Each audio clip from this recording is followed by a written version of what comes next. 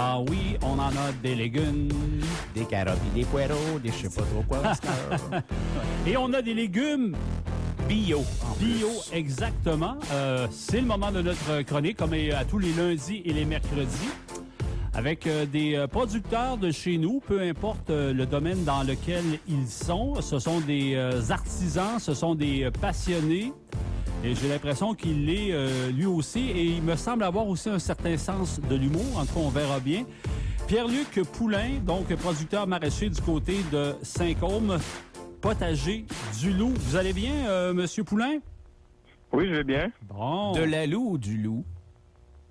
De la Loup. De De la la Loue. rivière du Loup. Ah, vois-tu? OK, c'est ça. C'est au lieu de dire comme la chaudière, là, c'est vu que c'est loup, ben c'est de la Loue. De la Loue.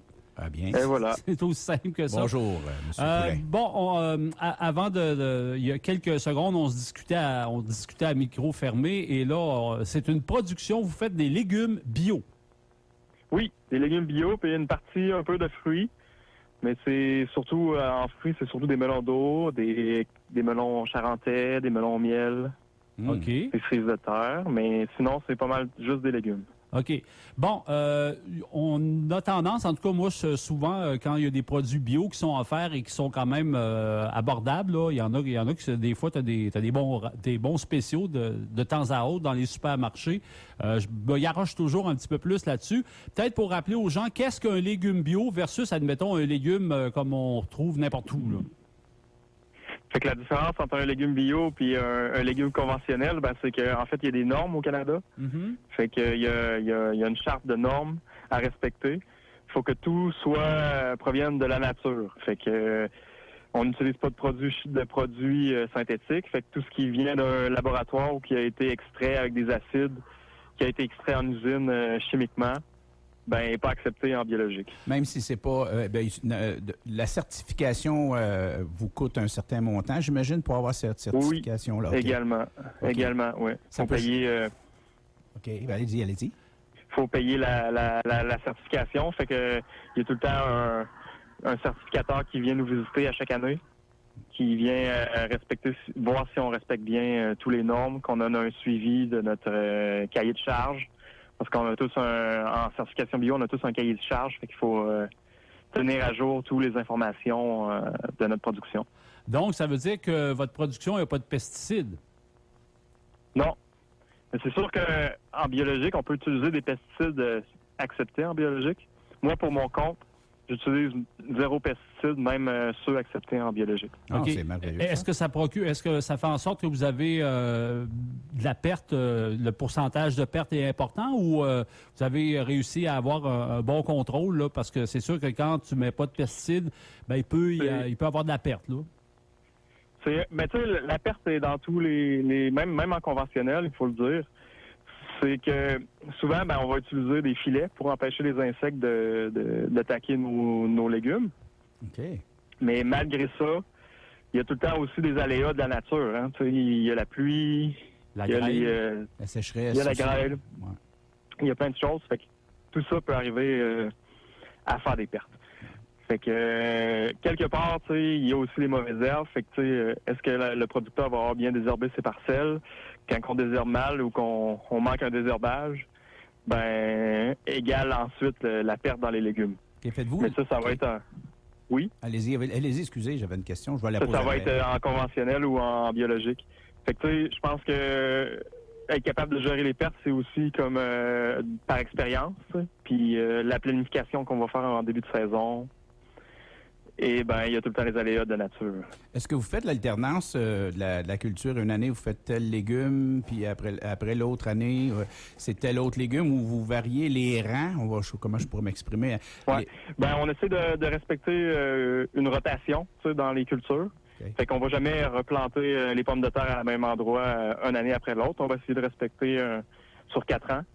Fait que de faire une rotation de familles de plantes sur 4 ans différentes à chaque année. OK. Est-ce que les engrais comme la potasse est encore utilisé aujourd'hui?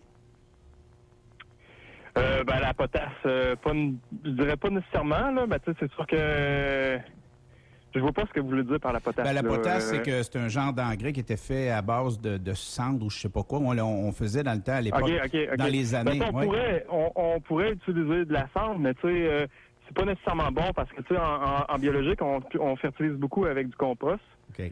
Et dans le compost, il contient beaucoup de calcium, Mhm. ce que la cendre contient aussi.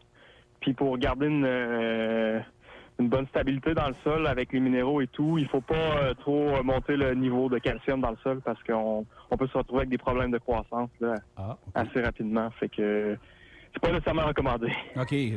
Votre production, là, on sait qu'il y a qu'il y a du melon, entre autres au niveau des fruits, des cerises de terre, mais évidemment, dans les légumes, vos productions principales sont lesquelles? Ben, il faudrait, moi, je fais des paniers de légumes, fait que je fais un peu de tout. OK. C'est sûr qu'on pourrait dire que les oignons, les carottes, les concombres, c'est toutes des productions assez nécessaires puis que je fais en plus grosse quantité. OK. Mais ça dépend aussi du moment de la saison, où on est rendu dans la saison. OK. Donc, là ça vient de piquer encore plus ma curiosité. Vous faites des paniers. Ça veut dire qu'il y a des gens qui, en début d'année, vont prendre un panier. Dans le fond, vont acheter le panier. Quand les légumes sont prêts, ben, vous appelez le client ou comment ça fonctionne? Exactement. Ben, les gens, ils s'inscrivent à chaque année. OK. Puis moi, je renvoie tout le temps des courriels aux clients de l'année passée pour savoir s'ils veulent se réinscrire. Il y a ça. Sinon, je fais pas beaucoup de publicité, sauf sur Facebook. OK. Tu sais, j'ai comme... sinon, ça va au bouche à oreille. Fait que, tu sais, à chaque année, je me retrouve avec une centaine de clients par semaine qui s'abonnent au panier de légumes.